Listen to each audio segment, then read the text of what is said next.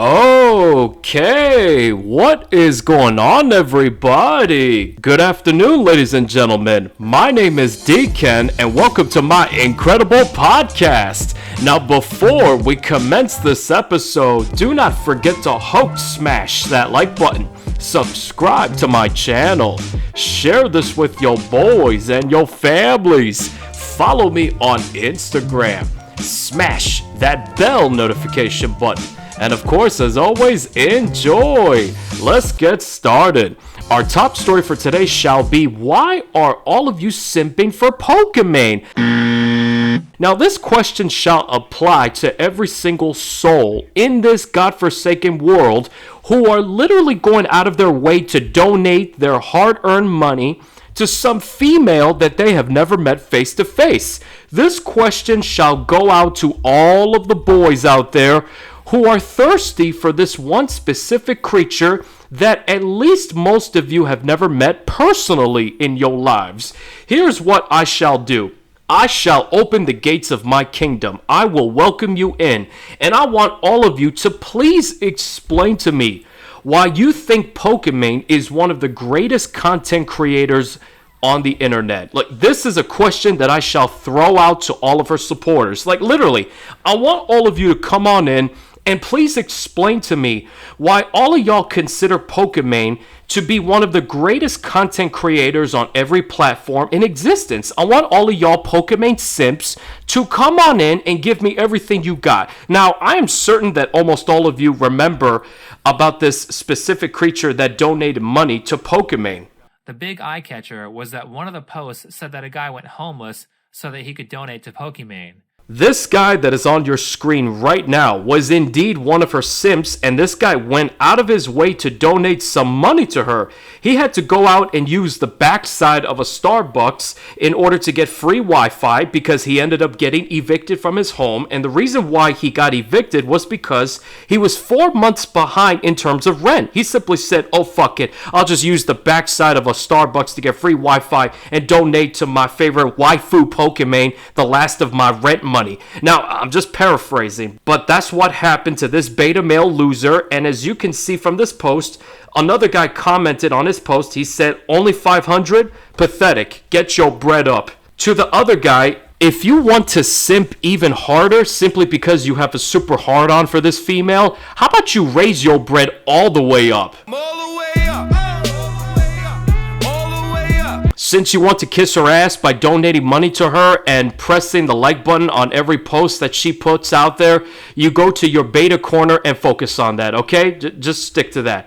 As for the guy who put this post up, I'd say that there's no future for him. Like, I don't know if he went back to living with his parents. Like, to me, he looks like he's in his 30s. So a guy who's in his 30s and still living with his mommy and daddy is certainly pitiful. By the way, spoiler alert, it turned out that these tweets were fake. It's a Gundam admitted this after he got crushed by Pokimane when she found out that these tweets were fake the whole time.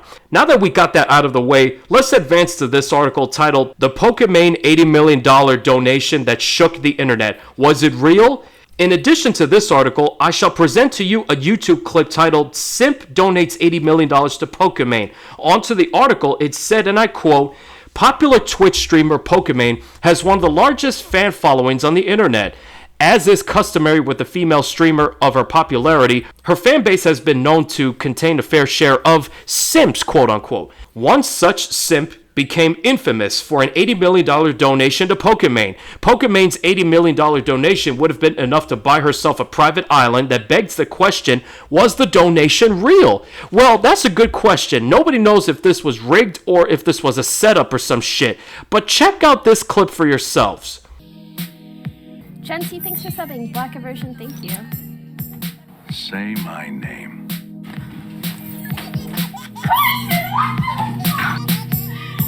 I've been working on myself, so pardon me, I've been moving. In order for somebody to donate that kind of money to someone else, that person would literally have to pull off some sort of heist like you see in GTA 5. You would literally have to pull something like that off in real life. The only people that can get their hands on that kind of money are the top players. Jeff Bezos, Bill Gates, and only those guys can get their hands on that kind of money. Anybody other than them? Nope. No. you are not qualified to get that kind of bread. Now let's advance to the next footage titled Pokimane is the Karen of Twitch. This was a YouTube video made by Think Before You Sleep. In this video, he goes into very accurate detail as to why Pokimane has a list full of red flags. Here's the thing, I believe it would be fair to assume that I will end up getting attacked by her army of beta male simps because they've got nothing else better to do than to sit their fat asses down on their chairs in front of their computers, come out here and charge at us like the beta clowns that they are. And you know what?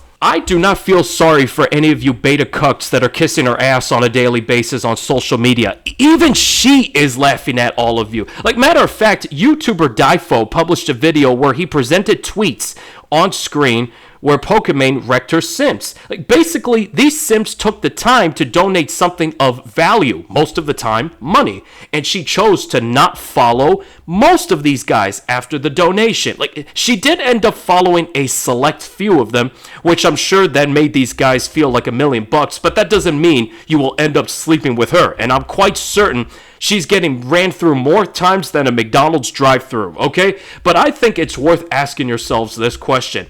Is it really worth it to donate your hard-earned money to some creature that you've never encountered face-to-face ever in your life? That's something to think about. But anyways, getting back to the main subject at hand, let's take a quick gander at the video Pokimane is the Karen of Twitch. Let's check it out. I don't want to be rude. I don't want to cause drama. Folks, I want all of you to pay serious attention to what she's trying to do. This is the part where she tries to hide her true intentions like the fucking narcissist that she is. This is where she claims that she doesn't want to be rude or cause drama. But if you look closely at her actions, you will notice that being rude and generating drama is exactly what she's trying to do. Let's resume the clip. I understand this sort of content brings in views, but it's just not worth it. You can do other things. Actually, it is most certainly worth it. Let's not forget, this is the same creature that friend-zoned Fedmeister, another content creator that was down for her badly. Like, he was absolutely hard for her. But she kept on stringing him along, keeping him in her beta male orbit, you know, her friend zone, while she was bringing other guys in and chose to spread her legs for those other guys. Like, that was her way of teasing Fedmeister. In my opinion, he should have detached from her long before that happened. Anyways, let's proceed. Are people running out of content? This is your content now, reacting to a tweet for 20 minutes? We are barely 2 minutes in this footage, and already that was 3 strikes right off the bat. Like, here's why I find this statement to be interesting. Because, and I have seen this, she could literally play games for 5 hours and produce little to no commentaries in the game that she's playing, and tons of beta males are still donating to this creature that is only famous for her physical attributes. She's not famous because she's talented. If you honestly believe that she's talented, listen. I don't know what kind of man cave you're living in, but you need to get the fuck out of that cave right goddamn now. Now check out this part of the footage. You don't want any dead air. Honestly, you don't even want like 10 seconds to go by without you actively saying or showing something to the people that are watching. That is a very intriguing concept. Oh, thank you, Professor. Now, does that mean I'll get more views and subscribers when I utilize this concept in my videos? I cannot wait to try this out when this lecture is over. You know why I find that to be interesting? Check out this part of the footage. That's right, content. Because playing video games for 5 hours while making minimal commentary is now considered content. So just like Think While You Sleep said, she went for a long time without saying a word while she was eating lo mein or whatever that was. Like I said earlier, it is her physical attributes that made her famous. It has nothing to do with her so-called talents. And just like he illustrated in his videos, even other female streamers like Alinity, Amaranth, Invadervy, they are all famous not because they're good at video games. They're famous because of their physical features. They're living on recruit difficulty. And check this out. All of these lonely cucks that are donating to Pokimane, and Think While You Sleep did his research on this, these guys actually believe that Pokimane is their anime girlfriend, or as they say, their kawaii anime girlfriend, which is a stupid terminology. He also mentioned that there was a drama war, if you will, between It's a Gundam and Pokimane. What started that, and I remember this, was a comment inside of Gundam's videos that said these girls monetize the friend zone. I do not know who typed that, but that person got it right. Of course, and I said this earlier, let's not forget what happened to Fedmeister. Pokimane kept stringing him along, and he played along nicely like a fucking puppy, and he fell for the friend zone. Like, whoever typed this specific comment got it right on the mark. Shortly after this comment was made public, this was when Pokimane's cuck army went after Gundam. Here's another thing about her. Every time she goes on live, she tries to portray herself as an innocent-looking angel who would do you no harm. That's the public image that she tries to portray. She wants everyone in her audience to believe that. Why do you think that every time she gets up from her chair and walks away from the camera? Because she wants to showcase her rear end to the camera in order to get more views. And notice how there were beta males in the comment section spelling out the word thick in big letters. That's when you know that these beta males are down bad for some peace sleeve. Like, no wonder she's smart enough to finesse you this badly, and no wonder you got nothing going on in your lives. So in regards to It's a Gundam, he decided to make a video where he exposes one of Pokimane's simps, specifically the one that I just showed you earlier, the one that became homeless because he was 4 months behind in rent.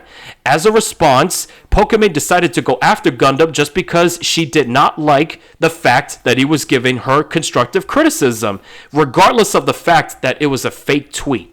I think the main reason he's blocking out the person's name is because in the very tweet, he says it's a joke.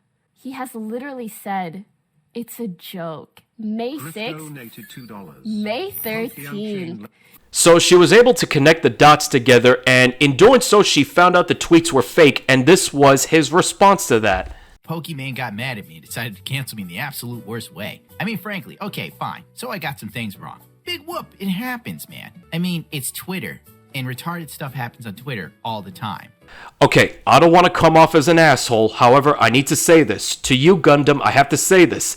At least have some integrity. What I mean by that is this. You knew that these tweets were fake, and yet you decided to play ball with those tweets. Personally, I would not have done that. Like, if those tweets were real, then okay, fine. But the way that she handled it was what I like to call a low blow. Now, what she did was simply uncalled for. As a response, she chose to spend quite some time getting mad over Gundam's critique about this situation. Like, it was quite evident that she was upset about this, and she chose to assemble her beta cucks to go after his sponsors. And I will say, for this company to sponsor a video that's literally 20 minutes of talking shit about me, you will never see... Dude, your website's so ass it won't even load. But if you ever reach out to me, if I ever see you in my inbox, on site. On fucking site. Oh, is this a video where some random dude behind a VR machine calls a girl a thought for 20 minutes? Really want to put my logo on that one. Ha ha. I'm going to cut this down to plain English. Basically, what she said under the radar is that it's not okay for anyone to criticize her, but it's okay for her to critique whoever the fuck she wants. That's what she really means. By the way, the sad part about this was that Gundam got dropped from some ad campaign right after Pokimane announced that she will not promote any product that sponsored Gundam. So, straight to the point... Whenever anybody criticizes Pokimane about anything in the world, that guy ends up getting canceled or his content ends up getting taken down. But when Pokimane does something that is against the rules, she receives no punishment whatsoever. Like, the reason why I'm saying this is because she only got a quick slap on the wrist for showing off some pornography link while live. Twitch chose to not do shit about this, and the reason why they chose to let her go with a warning instead of a suspension was because they know for a fact that Pokimane is one of the top Twitch streamers in the world, which means they will end up losing a lot of revenue if they do punish her.